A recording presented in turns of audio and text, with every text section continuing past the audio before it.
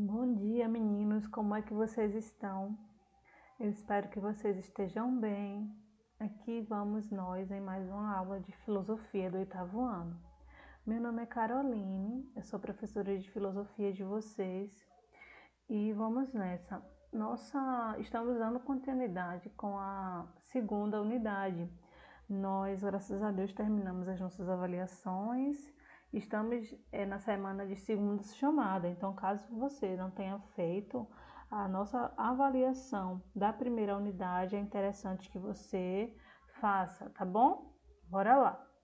O nosso assunto de hoje é empirismo. Vamos continuar os assuntos sobre empirismo, que é o nosso eixo condutor da nossa segunda unidade. Um dos filósofos que foi reconhecido por ser um grande empirista é John Locke, e uma de suas teorias é a chamada tábula rasa.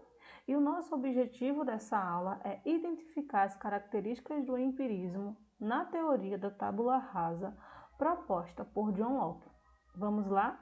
Peguem aí o caderno, as canetinhas, hidrocor, lápis, tudo que for necessário para vocês anotar esse slide no caderno de vocês, para vocês terem esse material com vocês, tá bom? Bora lá! E lembrando que esta é uma continuação dos assuntos da segunda unidade. Então, caso você não tenha assistido às aulas da segunda unidade de filosofia sobre empirismo, é interessante que você pause aqui esse vídeo e volte às duas últimas aulas da segunda unidade. Antes da revisão do teste, antes da aula do teste, vocês voltem e assistam os dois vídeos, empirismo e empirismo com Francis Bacon. E depois assista esse vídeo com empirismo por John Locke, tá bom? Bora lá! John Locke e a tábula rasa. O filósofo inglês John Locke elaborou sua teoria do conhecimento humano na obra Ensaio sobre o Entendimento Humano, que tem por objetivo saber qual é a essência, qual a origem e qual o alcance do conhecimento humano. A gente está entendendo, está começando a entender que esses filósofos, desde o racionalismo, desde agora o empirismo, têm uma preocupação muito grande com o problema do conhecimento, em saber qual a origem, qual é a essência do conhecimento. E John Locke, por sua vez, também é um deles. Só que John Locke critica as doutrinas das ideias inatas, aquelas ideias propostas por Descartes, que as ideias que o conhecimento já nascem com a gente, proposta pelo racionalismo. John Locke afirma que a alma é como uma tábula rasa, uma tábua sem inscrições, como um pedaço de cera que ainda não há qualquer impressão, um papel em branco. Por isso, o conhecimento para ele começa a partir de uma experiência sensível e apenas pela experiência sensível. Por isso que ele é um filósofo empirista e não um filósofo racionalista. E essa imagem aqui de um selo gravado com cera, de um selo gravado, né? Esse selo é feito de cera, ele foi muito utilizado na Idade Média, é um dos exemplos que John Locke utiliza para exemplificar essa teoria da tábula rasa. O selo de cera era usado para lacrar documentos e em seguida imprimia-se o carimbo que identificava o remetente. Vocês estão vendo aí o carimbo? Locke compara com a mente, que inicialmente é igual à cera em que ainda não tem nada escrito. Observe aí uma cera em que ainda não há nada escrito. Então ele compara a mente humana com esse selo de cera que não há nada escrito e só começa a ser formado o conhecimento a partir de uma experiência sensorial, de uma experiência sensível. A origem das ideias para John Locke.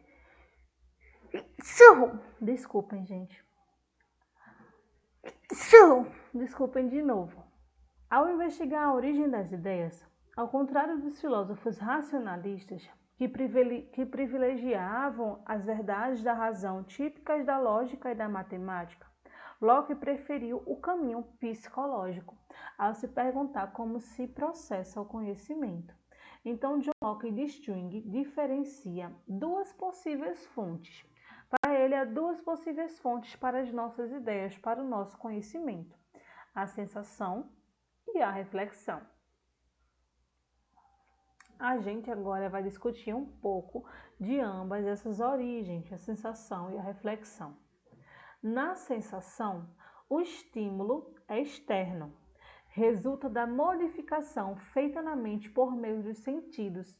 Essa sensação é tudo aquilo que a gente alcança a partir dos nossos sentidos, a partir do meio externo, aquilo que há a nós. Locke observa que pela sensação percebemos que as coisas têm qualidades, que podem produzir as ideias em nós. E essas qualidades das coisas são primárias e secundárias. Essas coisas que geram ideias em nós, elas são primárias e secundárias. Isso eu quero que vocês comecem a identificar, tá bom? Existem duas origens para ideias, a sensação e a reflexão. Dentro da sensação, que é o estímulo feito externamente, existem as qualidades primárias e as qualidades secundárias. As qualidades primárias são objetivas e, por existirem realmente nas coisas, como por exemplo, a solidez das coisas, a extensão, tamanho, configuração, movimento, repouso e o número, são coisas primárias nos objetos que geram experiências em nós, que a gente ao tocar, ao ver, ao sentir, ao cheirar, ao ter as experiências de sentido, né? Com os nossos órgãos de sentido, geram ideias na gente. E essas são as qualidades primárias. As qualidades secundárias, ao contrário dessas primárias, elas são subjetivas e variam de sujeito para sujeito, varia de objeto para objeto. Tais como, por exemplo, eu posso dizer, as cores do objeto, o som, o odor, o sabor, elas variam de objeto para objeto. Um exemplo aqui que eu vou dizer: as cores de uma paleta de tinta são qualidades secundárias e logo subjetivas.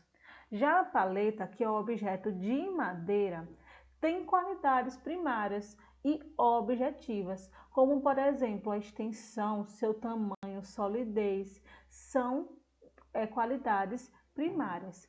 E para John Locke, essas qualidades secundárias e primárias geram ideias em nós a partir dos nossos sentidos. Isso corresponde à sensação.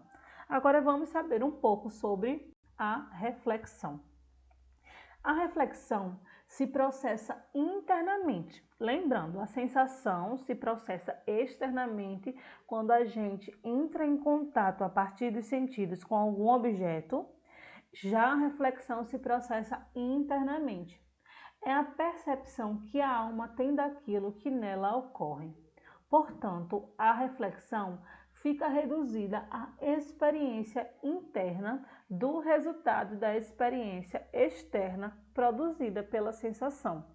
Ou seja, quando nós entramos em contato em algum objeto pela experiência, o sujeito começa a possuir ideias pela reflexão e começa a ter uma experiência interna. E quem torna isso capaz é a reflexão.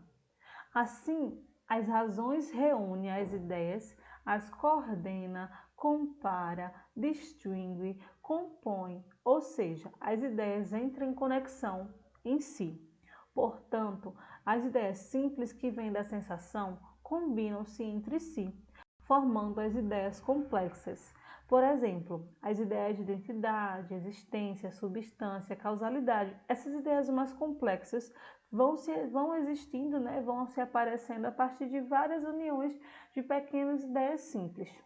Nesse sentido, Locke conclui que não podemos ter ideias inatas, como Descartes afirmava, que todas as ideias são junções de experiências que a gente tem, de experiências sensoriais que a gente tem com os objetos, com o nosso cotidiano, com aquilo que está em nossa volta. Por exemplo, aqui tem essa imagem que eu coloquei aqui para vocês de tudo isso que eu estava falando anteriormente, de como o objeto, de como nós que somos o sujeito, nós entramos em contato com o objeto e a partir desse contato nós formamos uma experiência e por meio dessa experiência de sentido, essa experiência sensorial, nós começamos a formar ideias. Então essa experiência que era puramente externa vira uma experiência interna a partir da reflexão e começa a gerar ideias em nossa mente.